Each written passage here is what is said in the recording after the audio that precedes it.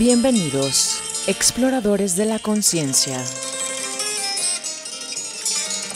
al capítulo número 6.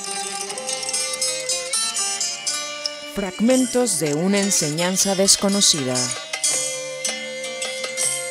En busca de lo milagroso.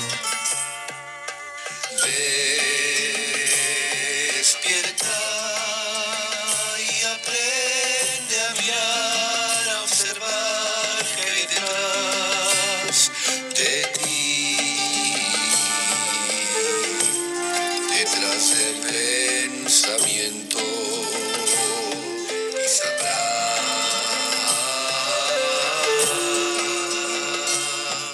De la mano de P.D. Ouspensky. ¿Acaso puedes sentir tu verdad, la verdad del universo?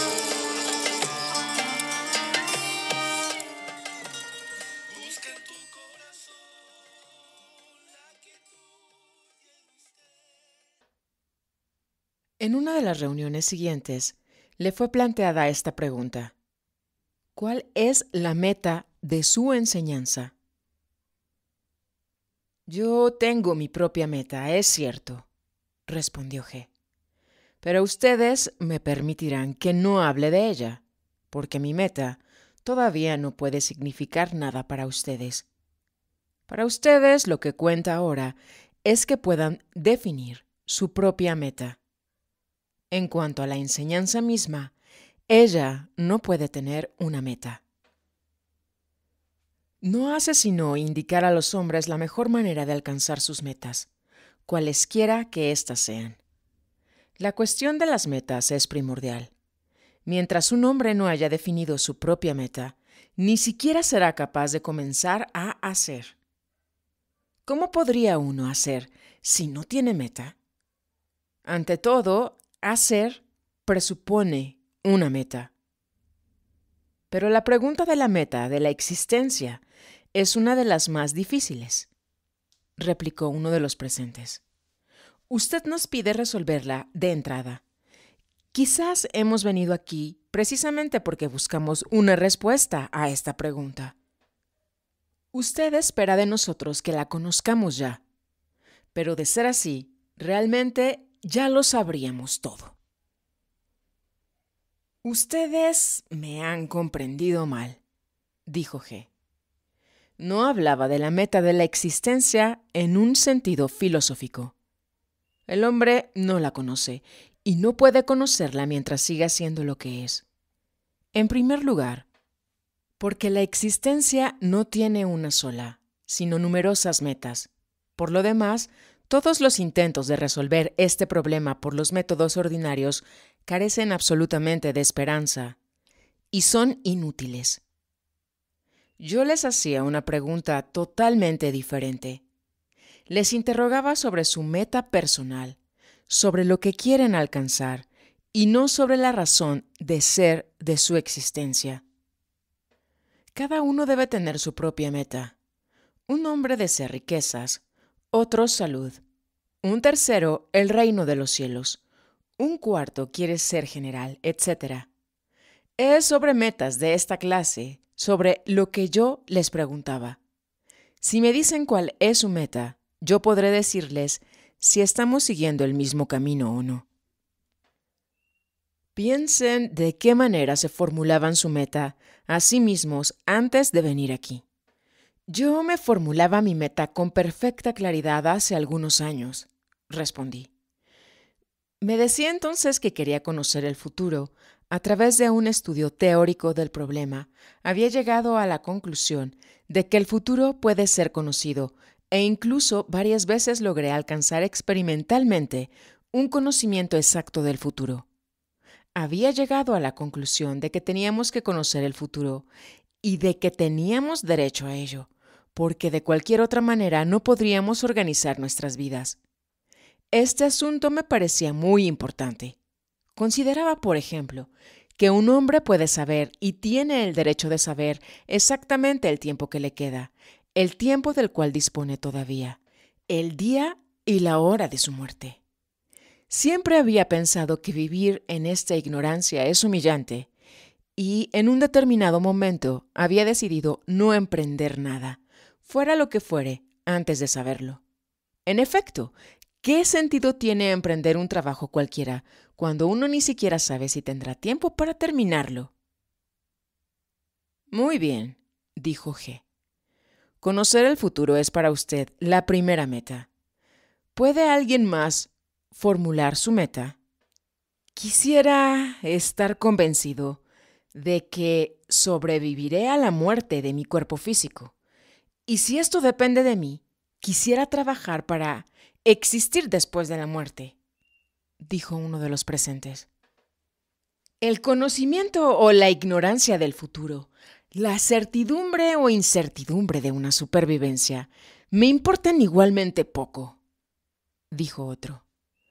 Si he de seguir siendo lo que soy ahora, lo que siento con más fuerza es que no soy el amo de mí mismo.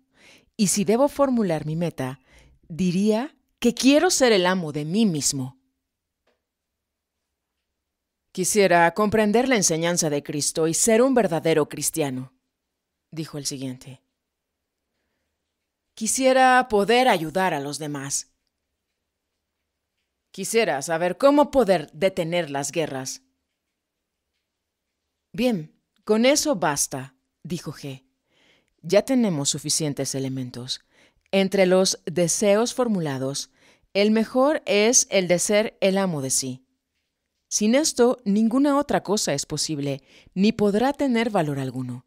Pero comencemos por el examen de la primera meta. Para conocer el futuro es necesario, ante todo, conocer tanto el presente como el pasado en todos sus detalles. Hoy es lo que es porque ayer fue lo que fue.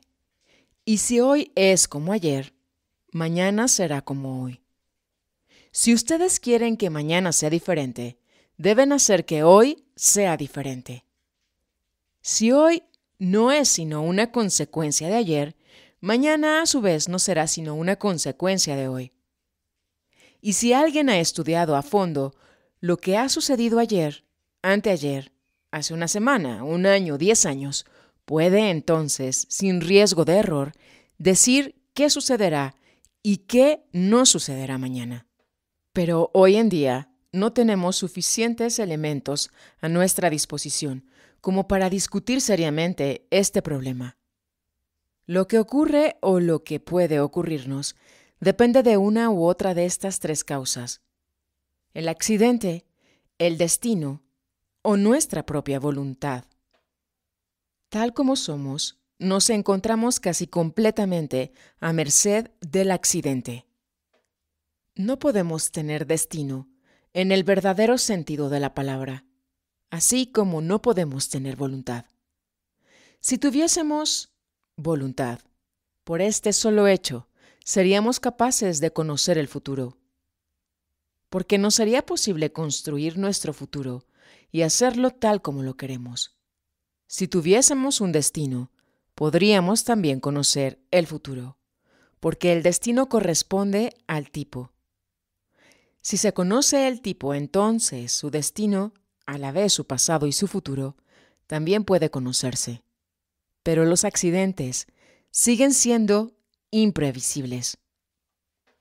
Hoy un hombre es de una manera, mañana es diferente. Hoy le sucede una cosa, mañana otra. Pero, ¿no puede usted prever lo que nos va a suceder?, preguntó otro. ¿No ve con anticipación los resultados que cada uno de nosotros obtendrá trabajando sobre sí? ¿Y si vale acaso la pena que uno emprenda este trabajo? Es imposible decirlo, dijo G. Solo se puede predecir el futuro de hombres. El futuro no puede ser predicho para máquinas locas, cuya dirección cambia a cada momento. En un momento dado, una máquina de estas va en una dirección y ustedes pueden calcular a dónde puede llegar, pero 5 minutos más tarde, ésta se precipita en una dirección completamente diferente y todos sus cálculos resultan ser falsos. Así que antes de hablar de predecir el futuro, es necesario saber de quién se trata. Si un hombre quiere prever su propio futuro, debe ante todo conocerse a sí mismo. Después, verá si vale la pena para él conocer su futuro. En algunos casos, tal vez sea preferible que no lo conozca. Esto parece paradójico, pero tenemos todo el derecho de decir que ya conocemos nuestro futuro. Será exactamente idéntico a lo que ha sido nuestro pasado. Nada puede cambiar por sí solo. Y en la práctica, para estudiar el futuro, uno tiene que aprender a notar y recordar los momentos en que conocemos realmente dicho futuro y en que actuamos de acuerdo con este conocimiento. Así tendremos la prueba de que en verdad conocíamos el futuro. Esto es sencillamente lo que pasa en los negocios. Por ejemplo, todos los buenos comerciantes conocen el futuro. De otro modo, sus negocios quebrarían. En el trabajo sobre sí, es necesario ser un buen comerciante, un hombre de negocios sagaz. No vale la pena conocer el futuro, sino cuando un hombre puede ser su propio amo. Hubo también una pregunta sobre la vida futura. ¿Cómo crearla? ¿Cómo evitar la muerte final? ¿Cómo no morir? Para esto es indispensable ser. Si un hombre cambia a cada instante, si no hay nada en él que pueda resistir a las influencias exteriores, esto quiere decir que nada en él puede tampoco resistir a la muerte. Pero si llega a ser independiente de las influencias exteriores, si aparece en él algo que pueda vivir por sí mismo, este algo puede no morir. En las circunstancias ordinarias, morimos a cada instante. Las influencias exteriores cambian y nosotros cambiamos con ellas. Esto quiere decir que muchos de nuestros yoes mueren. Si un hombre desarrolla en sí mismo un yo permanente que pueda sobrevivir a un cambio de las condiciones exteriores, este yo podrá también sobrevivir a la muerte del cuerpo físico. Todo el secreto está en que no se puede trabajar para la vida futura sin trabajar para esta vida. Al trabajar para la vida, un hombre trabaja para la muerte, o más bien para la inmortalidad. Por ello, el trabajo para la inmortalidad, si se le puede llamar así, no puede estar separado del trabajo para la vida en general. Al alcanzar uno se alcanza el otro. Un hombre puede esforzarse en ser simplemente en aras de los intereses de su propia vida. Tan solo por esto puede llegar a ser inmortal. No hablamos especialmente de una vida futura y no tratamos de saber si existe o no, porque las leyes son las mismas en todas partes. Al estudiar simplemente su propia vida y la de los demás, desde su nacimiento hasta su muerte, un hombre estudia todas las leyes que gobiernan la vida y la muerte, y la inmortalidad. Si llega a ser amo de su vida, puede llegar a ser amo de su muerte. Fue formulada otra pregunta. ¿Cómo llegar a ser cristiano? Ante todo, es necesario comprender que un cristiano no es un hombre que se dice cristiano o al que otros llaman cristiano. Un cristiano es un hombre que vive de acuerdo con los preceptos de Cristo. Tal como somos, no podemos ser cristianos. Para ser cristianos, debemos ser capaces de hacer. No podemos hacer en relación con nosotros, todo sucede. Cristo dice, amad a vuestros enemigos. Pero, ¿cómo amar a nuestros enemigos si ni siquiera podemos amar a nuestros amigos? Algunas veces se ama y otras no se ama. Tal como somos, ni siquiera podemos desear realmente ser cristianos, porque de nuevo algunas veces se desea y otras no se desea. Un hombre no puede desear durante mucho tiempo una sola y misma cosa, porque de repente, en vez de desear ser cristiano, se acuerda de una alfombra muy hermosa, pero muy cara, que vio en una tienda, y en vez de desear ser cristiano, comienza a pensar en cómo comprar esa alfombra, olvidándose de todo lo que concierne al cristianismo. O si algún otro no cree que él sea un cristiano maravilloso, estará dispuesto a comérselo vivo o a asarlo en una hoguera. Para ser cristiano hay que ser. Ser significa ser el amo de sí mismo. Si un hombre no es su propio amo, no tiene nada y no puede tener nada y no puede ser un cristiano. Es simplemente una máquina, un autómata. Una máquina no puede ser un cristiano. Piénsenlo. ¿Es posible para un automóvil, una máquina de escribir o un gramófono ser cristianos? Estas son simplemente cosas sometidas a la ley del accidente. No son responsables. Son máquinas. Ser cristiano significa ser responsable. La responsabilidad llega más tarde. Si un hombre, aunque sea parcialmente, deja de ser máquina y comienza de hecho, y no solo de palabra, a desear ser cristiano. ¿Qué relación hay entre la enseñanza que usted expone y el cristianismo, tal como nosotros lo conocemos? Preguntó alguien. No sé lo que ustedes saben sobre el cristianismo, contestó G, poniendo énfasis en estas palabras. Sería necesario hablar durante mucho tiempo a fin de aclarar lo que ustedes entienden por ese término. Pero para los que ya saben, diré, si quieren, que este es el cristianismo esotérico. Hablaremos a su debido tiempo sobre el significado de estas palabras. Por el momento sigamos discutiendo nuestras preguntas.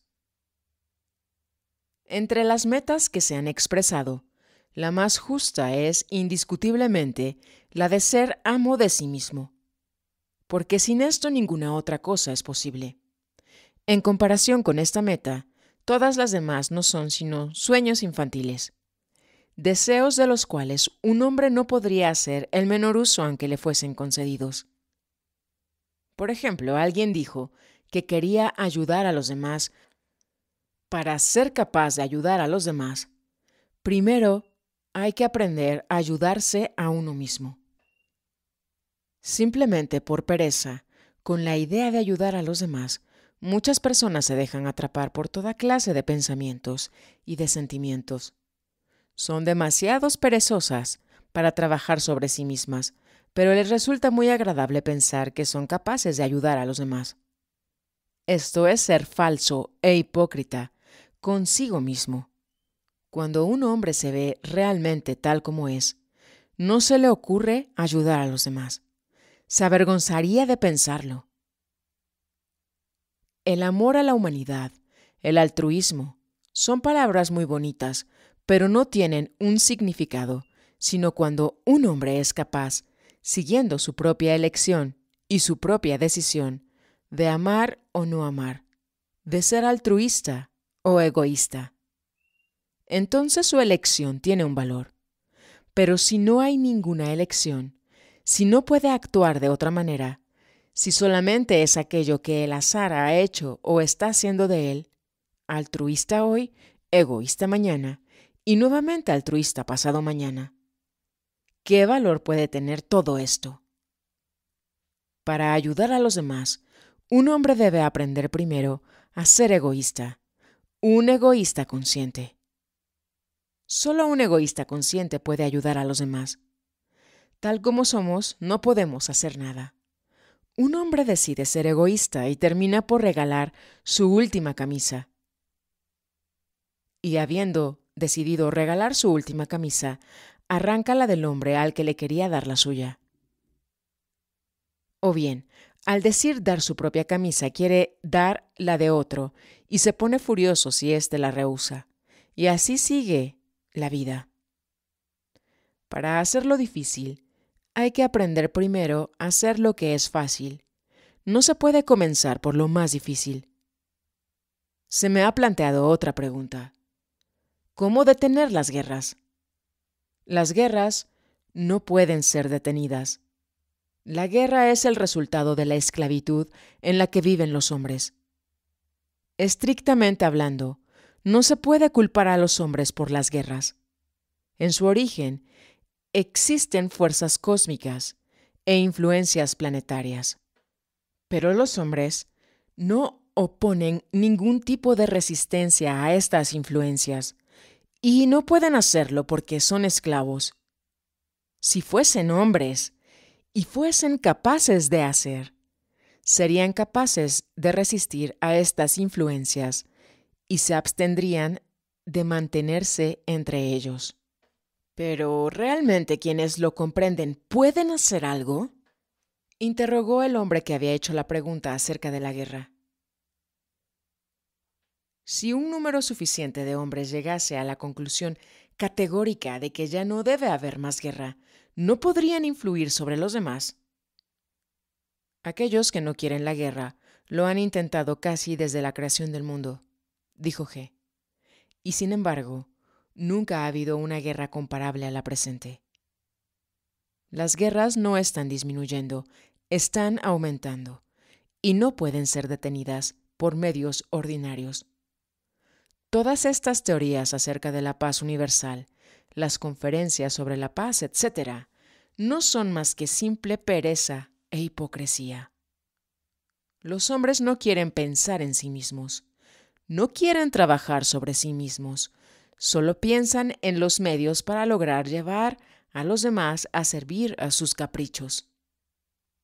Si se llegase a formar efectivamente un grupo suficiente de hombres deseosos de detener las guerras, comenzarían primero por hacer la guerra contra aquellos que no estuvieran de acuerdo. Y es aún más seguro que harían la guerra contra quienes también quisieran detener las guerras, pero en forma diferente. Y así pelearían. Los hombres son lo que son y no pueden ser diferentes.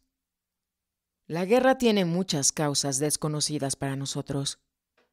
Algunas causas están en los hombres mismos, otras fuera de ellos.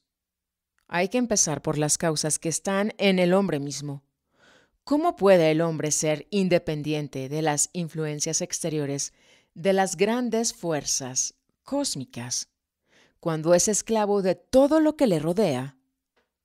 Está en poder de todas las cosas a su alrededor. Si fuese capaz de liberarse de las cosas, entonces podría liberarse de las influencias planetarias. Libertad, liberación. Esta debe ser la meta del hombre.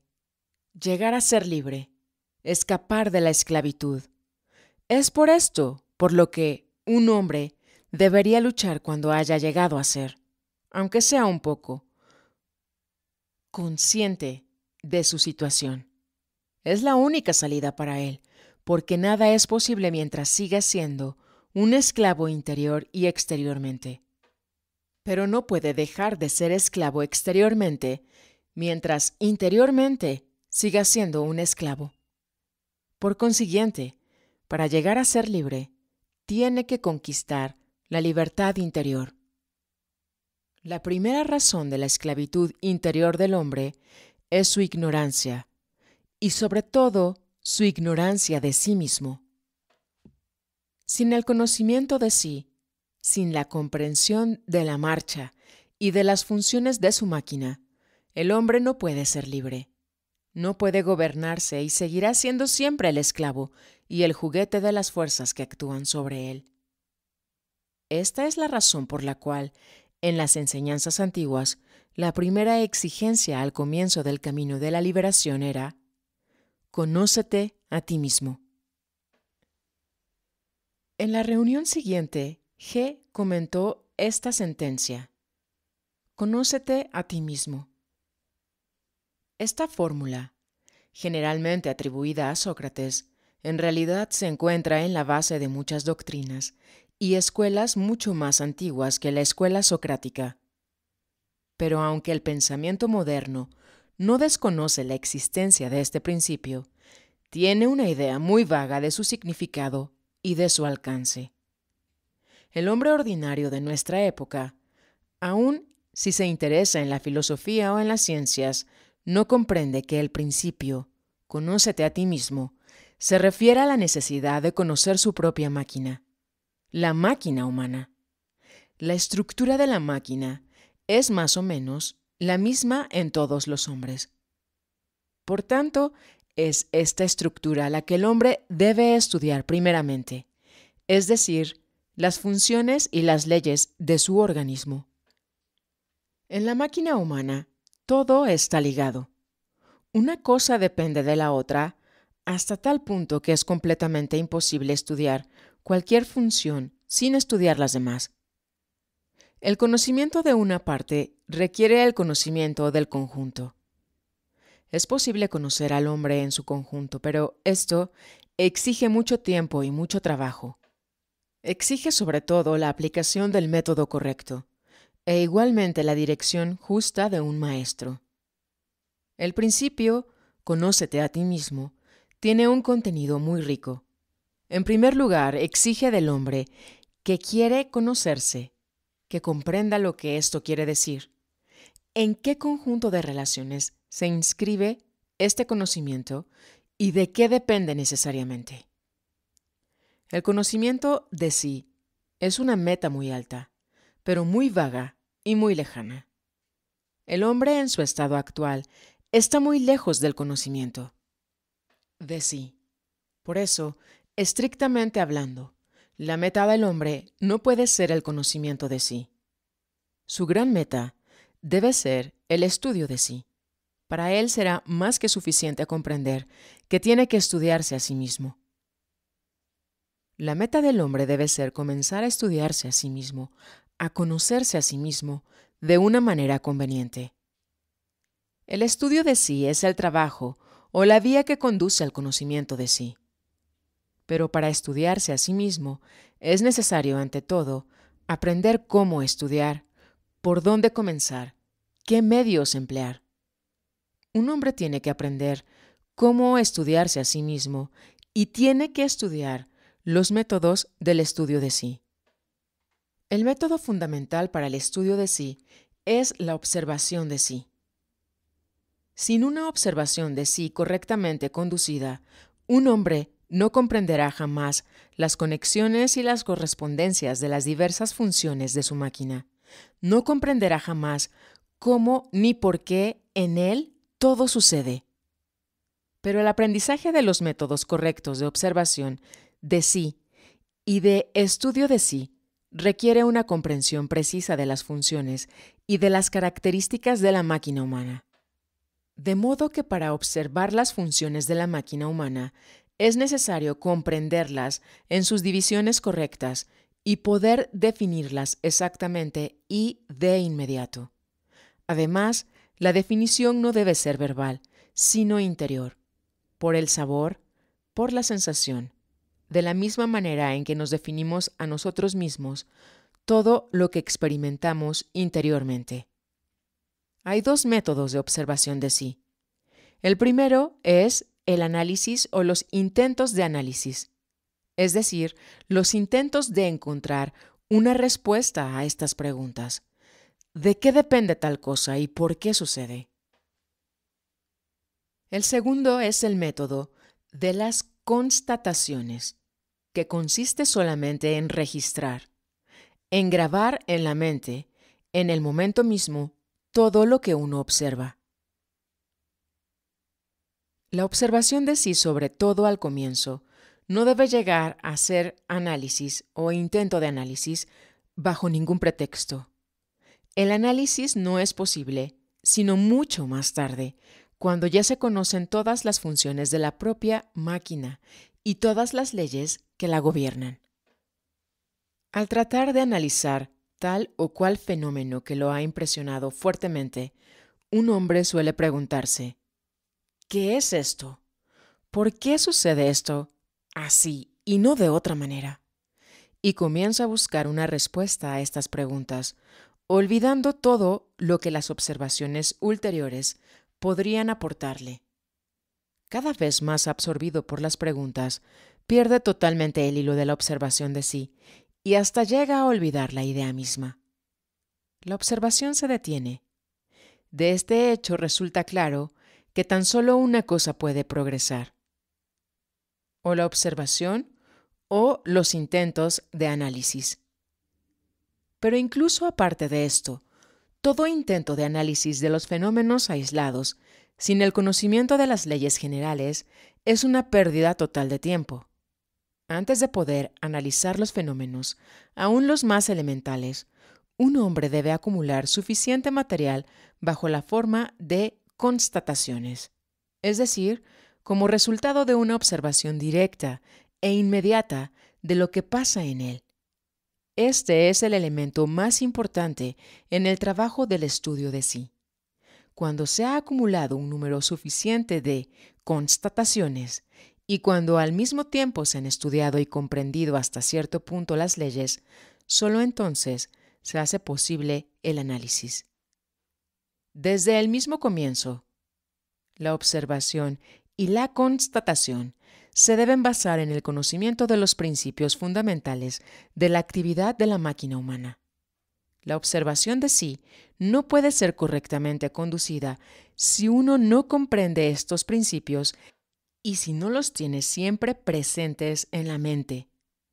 Por esta razón, la observación de sí ordinaria, tal como la practica la gente toda su vida, es totalmente inútil y no puede llevar a nada. La observación debe comenzar con la división de las funciones. Toda la actividad de la máquina humana está dividida en 4 grupos de funciones netamente definidas. Cada uno está gobernado por su propio cerebro o centro. Un hombre debe diferenciar, al observarse a sí mismo, las 4 funciones fundamentales de su máquina: las funciones intelectual, emocional, motriz e instintiva. Cada fenómeno que un hombre observa en sí mismo se relaciona con una u otra de estas funciones. Por eso, antes de comenzar a observar, un hombre debe comprender en qué difieren las funciones, qué significa la actividad intelectual, qué significa la actividad emocional, la actividad motriz y la actividad instintiva. La observación debe comenzar por el principio. Todas las experiencias anteriores, todos los resultados anteriores de la observación de sí deben ser dejados de lado. Ahí puede haber elementos de gran valor, pero todo este material está basado en las divisiones erróneas de las funciones observadas y está dividido de manera incorrecta. Por esta razón no puede ser utilizado. En todo caso, no se lo puede utilizar al comienzo del estudio de sí. En el momento oportuno, lo que hay de valor será tomado y utilizado, pero es necesario comenzar por el principio, es decir, observarse a sí mismo como si uno no se conociera en lo más mínimo, como si nunca se hubiera observado. Cuando uno comienza a observarse, debe tratar de determinar al instante a qué grupo, a qué centro pertenecen los fenómenos que se están observando en el momento. Algunos encuentran difícil comprender la diferencia entre pensamiento y sentimiento. Otros tienen dificultad en comprender la diferencia entre sentimiento y sensación, entre pensamiento e impulso motor. Hablando en términos muy amplios, se puede decir que la función del pensamiento siempre trabaja por medio de la comparación. Las conclusiones intelectuales son siempre el resultado de la comparación de 2 o más impresiones. La sensación y la emoción no razonan, no comparan. Simplemente definen una impresión dada por su aspecto, por su carácter agradable o desagradable, en uno u otro sentido, por su color, sabor u olor. Además, las sensaciones pueden ser indiferentes, ni caliente ni frío, ni agradable ni desagradable. Papel blanco, lápiz rojo. En la sensación de lo blanco y de lo rojo no hay nada agradable ni desagradable. En todo caso, no es necesario que haya nada agradable ni desagradable ligado a la sensación de uno u otro de estos colores. Estas sensaciones que proceden de los así llamados 5 sentidos y las demás, como la sensación de calor, de frío, etc., son instintivas. Las funciones del sentimiento o de las emociones siempre son agradables o desagradables. No hay emociones indiferentes. La dificultad para distinguir entre las funciones se acrecienta por el hecho de que la gente las siente de manera muy diferente. Es esto lo que generalmente no comprendemos. Creemos que las personas son mucho más parecidas entre sí de lo que en realidad son. De hecho, hay grandes diferencias entre uno y otro en lo que concierne a las formas o a las modalidades de sus percepciones. Algunas personas perciben principalmente a través de su pensar, otras a través de sus emociones y otras a través de sus sensaciones.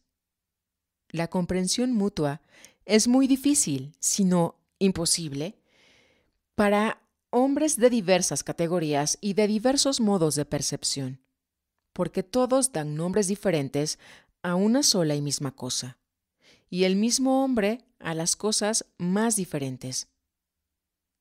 Además, son posibles toda clase de combinaciones. Un hombre percibe a través de sus pensamientos y de sus sensaciones, otro a través de sus pensamientos y de sus sentimientos, y así sucesivamente.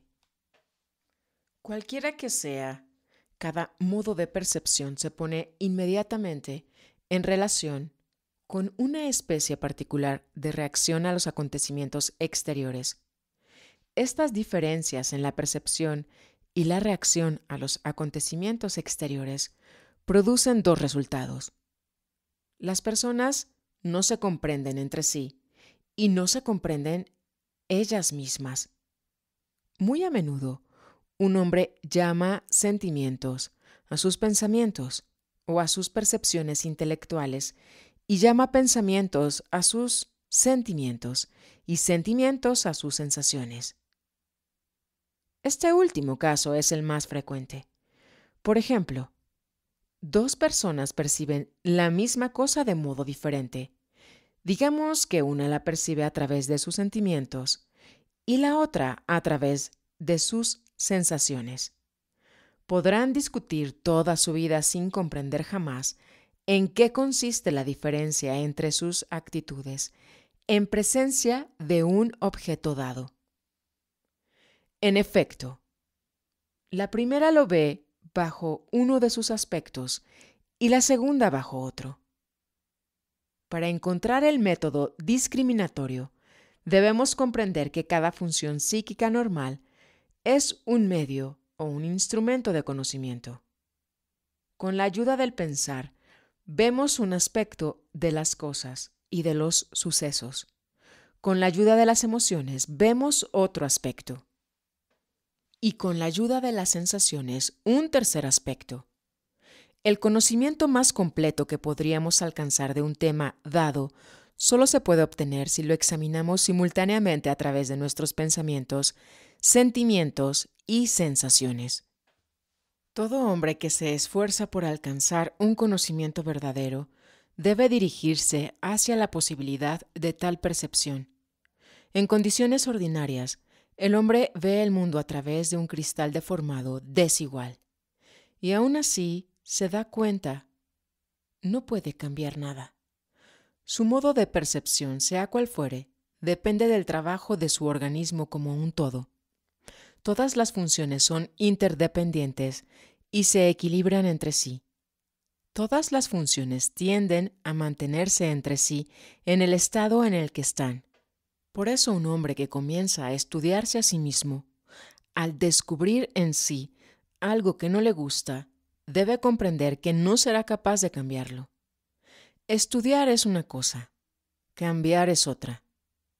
Sin embargo, el estudio es el primer paso hacia la posibilidad de cambiar en el futuro. Y desde el comienzo del estudio de sí, uno debe llegar a convencerse muy bien de que durante mucho tiempo todo el trabajo consistirá solamente en estudiarse.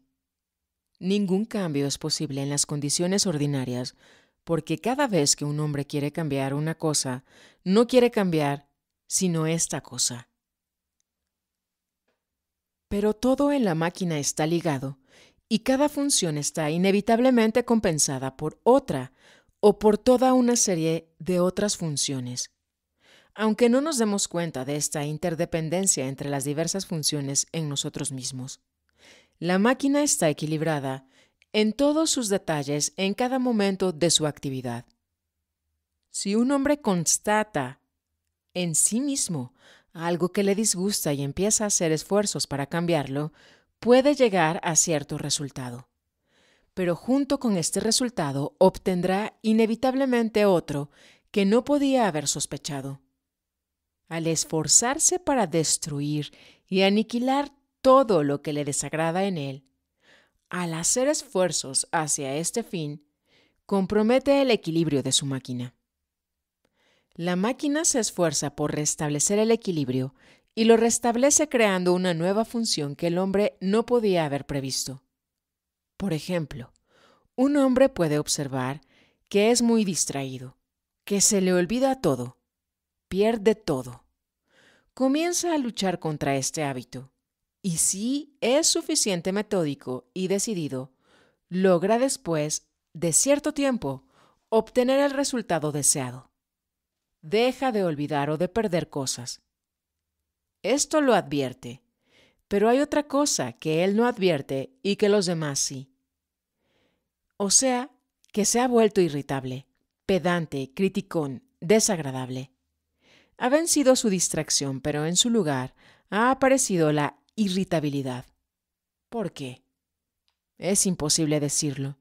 Solo el análisis detallado de las cualidades particulares de los centros de un hombre puede mostrar por qué la pérdida de una cualidad ha ocasionado la aparición de otra.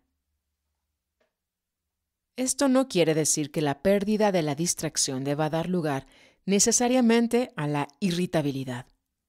Podría aparecer igualmente cualquier otra característica que no tenga relación alguna con la distracción, por ejemplo, la mezquindad o la envidia u otra cosa. De modo que cuando un hombre trabaja de forma conveniente sobre sí mismo, debe tomar en cuenta los posibles cambios compensatorios que pueden ocurrir y tenerlos en cuenta de antemano.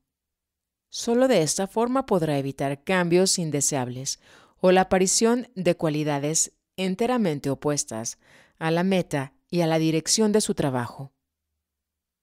Pero en el sistema general de la actividad y de las funciones de la máquina humana, hay ciertos puntos en los cuales puede tener lugar un cambio sin ocasionar ningún resultado parasitario. Es necesario saber cuáles son estos puntos y saber cómo acercarse a ellos, porque si uno no comienza con ellos, no obtendrá ningún resultado u obtendrá resultados malos e indeseables. Un hombre, cuando ha fijado en su pensamiento la diferencia entre las funciones intelectuales, emocionales y motrices, debe, conforme se observa a sí mismo, referir inmediatamente sus impresiones a la categoría correspondiente. Primero debe tomar nota mental tan solo de aquellas observaciones con respecto a las cuales no le cabe la menor duda, es decir, en las que reconoce de inmediato la categoría. Debe rechazar todos los casos vagos o dudosos y recordar únicamente aquellos que son indiscutibles. Si este trabajo se efectúa correctamente, el número de constataciones indudables aumentará rápidamente. Y aquello que al principio le parecía dudoso, se verá muy pronto con claridad, como perteneciente al primero, al segundo o al tercer centro. Cada centro tiene su propia memoria, sus propias asociaciones y su propio pensar. De hecho, cada centro comprende tres partes: la intelectual, la emocional y la motriz. Pero no sabemos casi nada acerca de este lado de nuestra naturaleza. De cada uno de nuestros centros solo conocemos una parte. Sin embargo, la observación de sí mismo nos demostrará muy pronto que la vida de nuestros centros es mucho más rica, o en todo caso, que contiene muchas más posibilidades de las que pensamos. A la vez, al observar los centros, podremos constatar, al lado de su trabajo correcto, su trabajo incorrecto, es decir, el trabajo de un centro en lugar de otro. Los intentos del centro intelectual por sentir, o sus pretensiones al sentimiento. Los intentos del centro emocional por pensar. Los intentos del centro motor por pensar y sentir.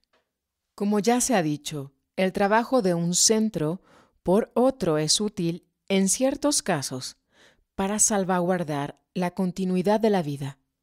Pero al hacerse habitual este tipo de relevo, llega a ser al mismo tiempo dañino, porque comienza a interferir con el trabajo correcto, permitiendo poco a poco a cada centro descuidar sus propios deberes inmediatos y hacer no lo que debería estar haciendo, sino lo que le gusta más en el momento. En un hombre sano y normal, cada centro ejecuta su propio trabajo, es decir, el trabajo para el cual fue específicamente destinado y para cuyo cumplimiento está mejor cualificado. Hay situaciones en la vida de las cuales no podemos hacernos cargo, sino solo con la ayuda del pensamiento. Si en tal momento el centro emocional comienza a funcionar en lugar del centro intelectual, enredará todo, y las consecuencias de esta intervención serán por demás desagradables. En un hombre desequilibrado, la continua sustitución de un centro por otro es precisamente lo que se llama desequilibrio o neurosis. Cada centro procura de alguna manera endosarle su trabajo a otro y al mismo tiempo trata de hacer el trabajo de otro centro para el cual no está capacitado.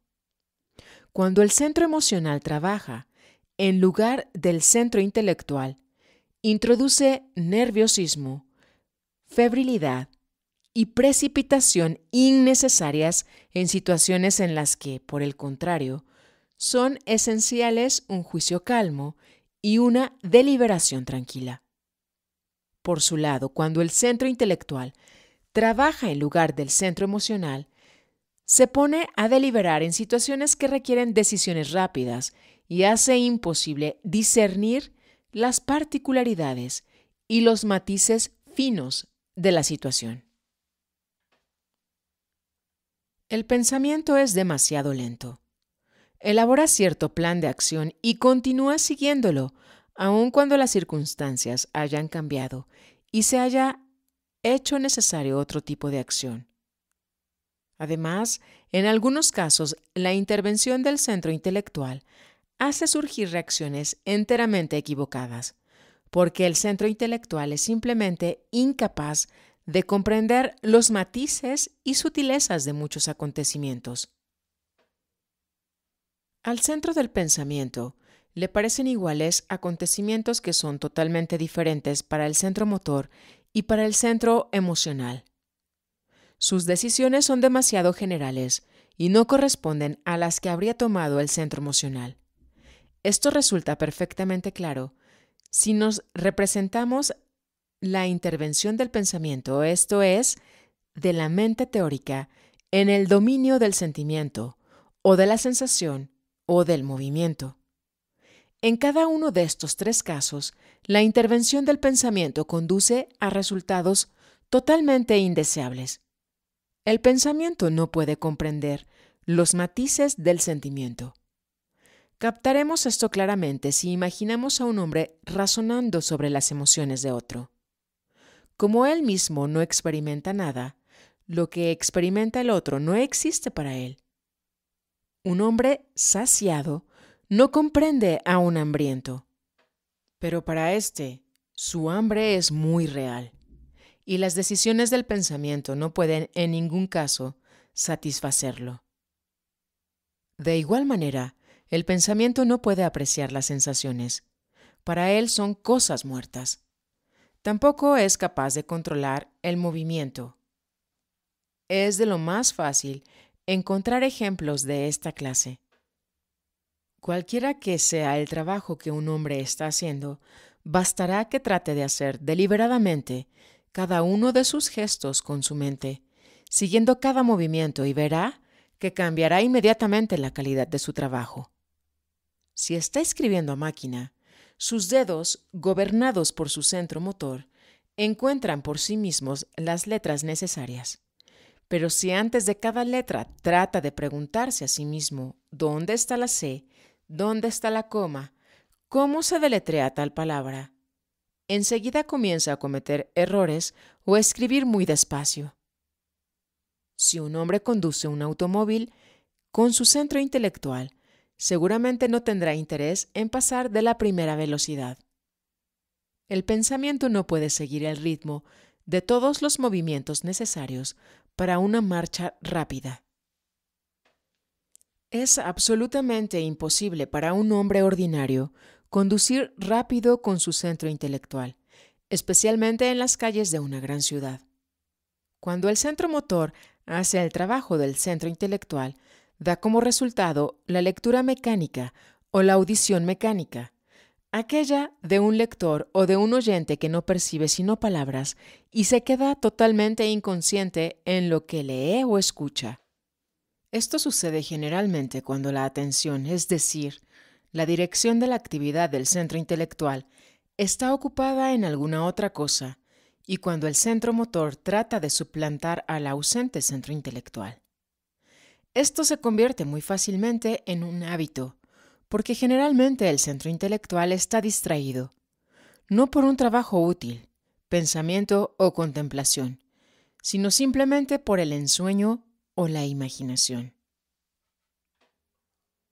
La imaginación es una de las principales causas del trabajo equivocado de los centros.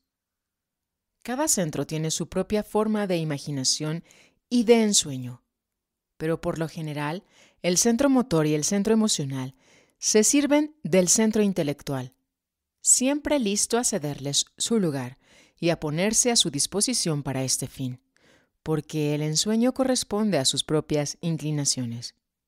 El ensueño es absolutamente lo contrario de una actividad útil. Útil, en este caso, significa dirigida hacia una meta definida y emprendida para un resultado definido. El ensueño no tiende a ningún fin. No se esfuerza hacia ninguna meta. La incitación al sueño se encuentra siempre en el centro emocional o en el centro motor.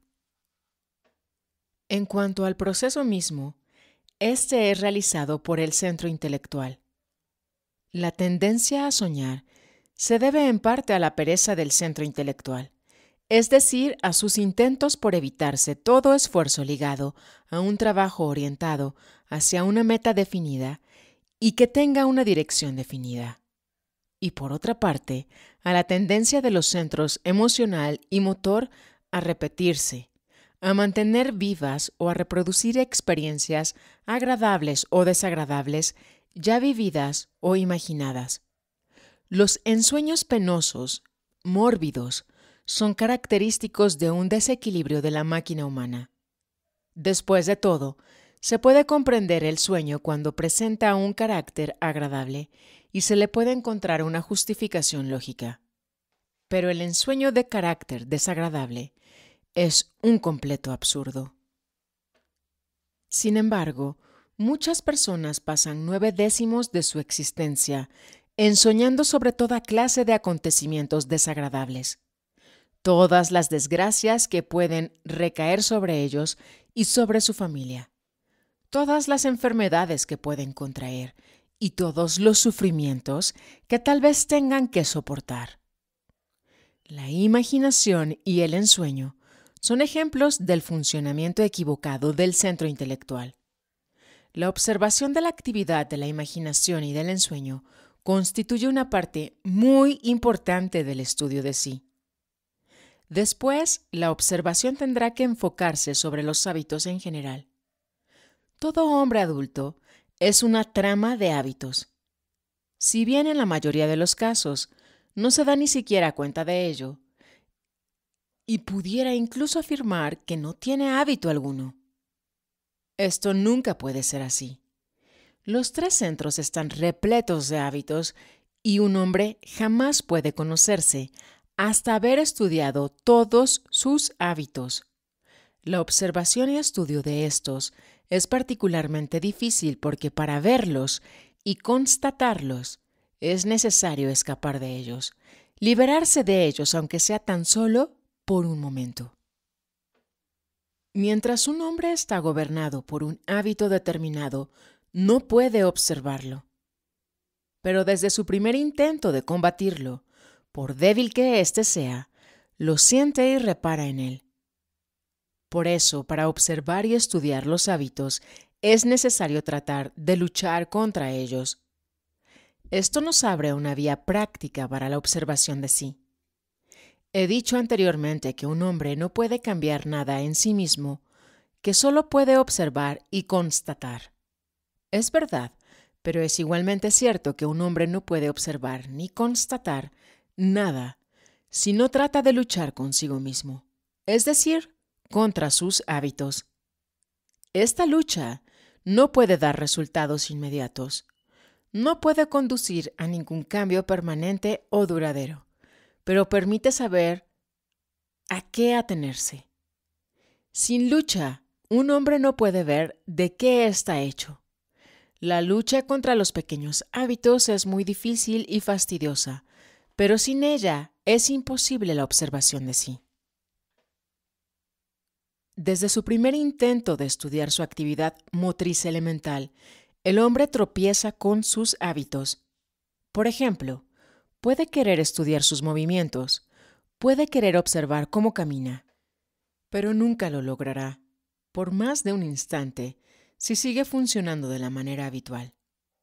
En cambio, si comprende que su manera de caminar está constituida por un cierto número de hábitos, dar pasos de cierta longitud a una cierta velocidad, etc., y si trata de cambiarlos, es decir, caminar más o menos rápido, alargar más o menos el paso, será capaz de ver en sí mismo y estudiar sus movimientos mientras camina. Si un hombre quiere observarse mientras escribe, debe tomar nota de la manera en que sostiene la pluma y tratar de tomarla de otro modo. Entonces se hace posible la observación. Para observarse, un hombre debe tratar de no caminar de manera habitual, de sentarse en forma desacostumbrada. Debe permanecer de pie cuando normalmente se sienta, sentarse cuando está acostumbrado a estar de pie, realizar con la mano izquierda los movimientos que acostumbra hacer con la mano derecha y viceversa. Todo esto le permitirá observarse y estudiar los hábitos y asociaciones del centro motor. En el campo de las emociones, es muy útil tratar de luchar contra el hábito de dar expresión inmediata a las emociones desagradables. Muchas personas encuentran muy difícil evitar expresar sus sentimientos acerca del mal tiempo. Les es aún más difícil guardar para sí las emociones desagradables cuando estiman que han sido violados el orden o la justicia, tal como ellos la conciben. La lucha contra la expresión de las emociones desagradables no solo es un excelente método para la observación de sí, sino que tiene otro significado. Esta es una de las pocas direcciones en las que un hombre puede cambiar o cambiar sus hábitos sin crear otros indeseables. Por ello, desde el comienzo, la observación de sí y el estudio de sí deben estar acompañadas de una lucha contra la expresión de las emociones desagradables. Si el hombre sigue todas estas reglas al observarse a sí mismo, descubrirá una cantidad de aspectos muy importantes de su ser. Para comenzar, constatará con claridad indudable el hecho de que sus acciones, pensamientos, sentimientos y palabras son el resultado de las influencias exteriores y que nada procede de él mismo. Comprenderá y verá que de hecho es un autómata que actúa bajo la influencia de estímulos exteriores. Experimentará su completa mecanicidad. Todo sucede. El hombre no puede hacer nada. Es una máquina gobernada desde el exterior por choques accidentales. Cada choque llama a la superficie a uno de sus yoes. Con un nuevo choque, este yo desaparece y otro ocupa su lugar. Otro pequeño cambio en el mundo circundante y aquí un yo distinto. Desde ese momento, el hombre comenzará a comprender que no tiene el menor poder sobre sí mismo, que nunca sabe lo que puede decir o hacer al minuto siguiente y que no puede responder de sí mismo ni siquiera durante unos instantes. Se convencerá de que si permanece tal cual es y no hace nada extraordinario, se debe simplemente a que no se produce ningún cambio exterior extraordinario. Se convencerá de que sus acciones están totalmente gobernadas por las condiciones exteriores y que no hay nada en él permanente de donde pueda proceder un control. Ni una sola función permanente, ni un solo estado permanente. Había varios puntos en las teorías psicológicas de G que suscitaban particularmente mi interés. El primero era la posibilidad de un cambio de sí, el hecho de que el hombre, desde que comienza a observarse de la manera adecuada, empieza por esto mismo a cambiar y ya no puede estar satisfecho de sí. El segundo punto era la necesidad de no expresar las emociones desagradables. Sentí de inmediato que aquí se escondía algo muy grande. Y el futuro me dio la razón, porque el estudio de las emociones y el trabajo sobre las emociones se tornó la base del desarrollo ulterior de todo el sistema. Pero esto no se me hizo evidente hasta mucho más tarde. El tercer punto que había atraído mi atención y sobre todo el cual de inmediato me puse a reflexionar era la idea del centro motor. Lo que me interesaba especialmente era la relación que G establecía entre las funciones motrices y las funciones instintivas. ¿Eran idénticas o eran diferentes? Además, ¿cuál era la relación entre las divisiones hechas por G y las divisiones habituales de la psicología? Hasta entonces, con ciertas reservas y adiciones, yo había estimado posible aceptar la vieja clasificación de las acciones del hombre en acciones conscientes, acciones automáticas, que primero tienen que ser conscientes, acciones instintivas, oportunas pero sin meta consciente, y acciones reflejas, simples y complejas, que nunca son conscientes y que en ciertos casos pueden ser inoportunas. Estaban también las acciones realizadas bajo la influencia de disposiciones emocionales ocultas y de impulsos interiores desconocidos. G ponía de cabeza toda esta estructura. Primero, descartaba por completo las acciones, entre comillas, conscientes, porque, como resaltaba de todo lo que él decía, nada era consciente. El término subconsciente, que juega un papel tan grande en las teorías de algunos autores, llegaba así a ser enteramente inútil y hasta engañoso, ya que fenómenos de categorías completamente diferentes siempre eran clasificadas en la categoría de subconscientes. La división de las acciones según los centros que las gobiernan eliminaba toda incertidumbre y toda duda posible en cuanto a la justeza de estas divisiones. Lo particularmente importante en el sistema de G era la idea de que acciones idénticas podían tener su origen en centros diferentes. Un buen ejemplo es el del joven recluta y el viejo soldado en la instrucción militar. Aquel maneja el fusil con su centro intelectual, este con su centro motor, que lo hace mucho mejor. Pero G no llamaba automáticas a las acciones gobernadas por el centro motor, solo designaba así a las acciones que el hombre realizaba de manera imperceptible para él mismo. Las mismas acciones, desde que son observadas, ya no se pueden llamar automáticas. Otorgaba un gran lugar al automatismo, pero no confundía funciones motrices con funciones automáticas. Y lo que es más importante, encontraba acciones automáticas en todos los centros. Por ejemplo, hablaba de pensamientos automáticos y de sentimientos automáticos. Cuando le pregunté sobre los reflejos, los llamó acciones instintivas.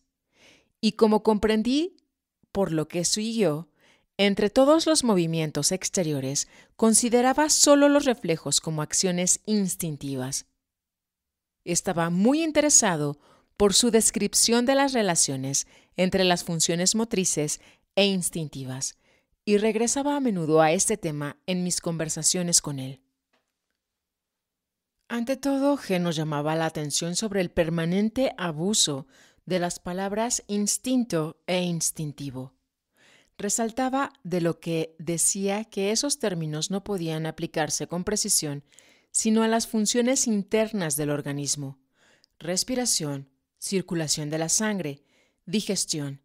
Tales eran las funciones instintivas. Las únicas funciones externas que pertenecían a esta categoría eran los reflejos.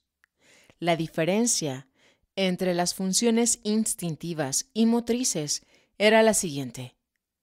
Las funciones motrices del hombre, así como la de los animales, de un pájaro, de un perro, deben ser aprendidas. Pero las funciones instintivas son innatas. El hombre tiene muy pocos movimientos exteriores innatos. Los animales tienen más, aunque en diversos grados. Algunos tienen más, otros tienen menos. Pero lo que habitualmente se designa como instinto se refiere muy a menudo a una serie de funciones motrices complejas que los animales jóvenes aprenden de los viejos. Una de las principales propiedades del centro motor es su capacidad de imitar. El centro motor imita lo que ve sin razonar. Este es el origen de las leyendas que existen sobre la maravillosa inteligencia de los animales o sobre el instinto que tomaría el lugar de la inteligencia para permitirles realizar toda una serie de acciones complejas y perfectamente adaptadas. La idea de un centro motor independiente, que no depende de la mente ni requiere nada de ella, y que es por sí mismo una mente, pero que por otra parte tampoco depende del instinto y debe ante todo educarse, colocaba muchos problemas sobre una base enteramente nueva. La existencia de un centro motor trabajando por imitación explicaba el mantenimiento del orden existente en las colmenas, los termiteros y los hormigueros. Dirigida por la imitación, una generación debe ajustarse absolutamente al patrón de la generación precedente. No puede haber ningún cambio, ninguna desviación del modelo, pero la imitación no explica cómo se estableció ese orden en el origen. A menudo estuve tentado de hacer toda clase de preguntas sobre este tema, pero G eludía tales conversaciones, dirigiéndose siempre al hombre a los problemas reales del estudio de sí. De esta manera, muchas cosas se me habían aclarado con la idea de que cada centro no es solo una fuerza propulsora, sino también un aparato receptor que trabajaba captando influencias diferentes y algunas veces muy lejanas. Cuando yo pensaba en lo que había sido dicho sobre las guerras, las revoluciones, las migraciones de los pueblos, cuando me representaba cómo se pueden mover las masas humanas obedeciendo a influencias planetarias, entreveía nuestro error fundamental en la determinación de las acciones individuales. Consideramos las acciones de un individuo como teniendo su origen en él mismo.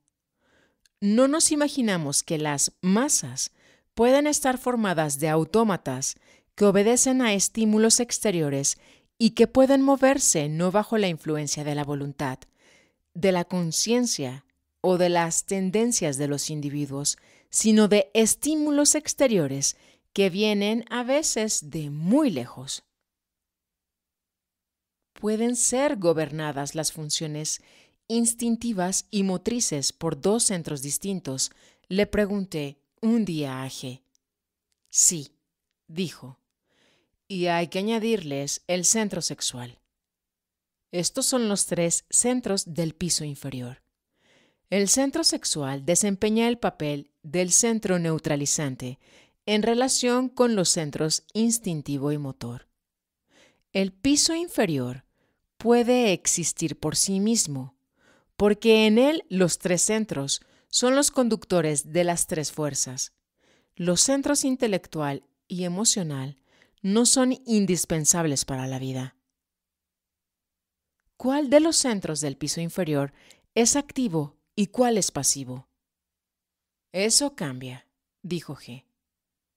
A veces el centro motor es activo y el centro instintivo es pasivo. Otras, es activo el centro instintivo y pasivo el centro motor. Usted debe encontrar en sí mismo ejemplos de estos dos estados. Pero independientemente de los diferentes estados, hay también diferencias de tipos. En unos, el centro motor es más activo, en otros lo es el centro instintivo. Pero para mayor comodidad en el razonamiento y sobre todo al comienzo, cuando es la explicación de los principios lo que más cuenta, los consideramos como un solo centro, comprendiendo diferentes funciones que trabajan sobre el mismo nivel.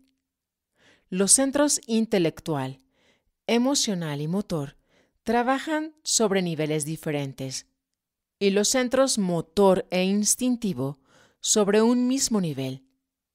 Más tarde comprenderá lo que significan estos niveles y de qué dependen.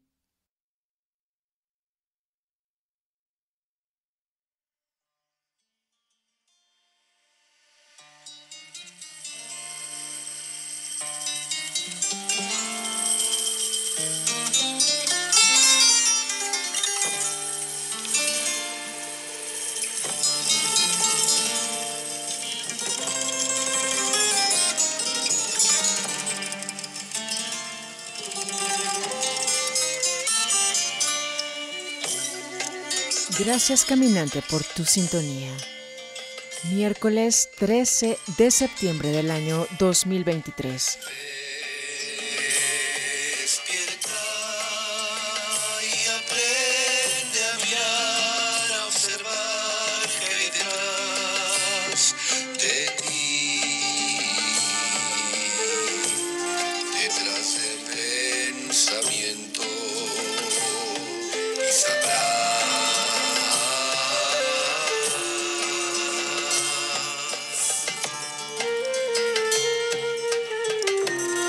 ¿Acaso puedes sentir tu verdad, la verdad del universo?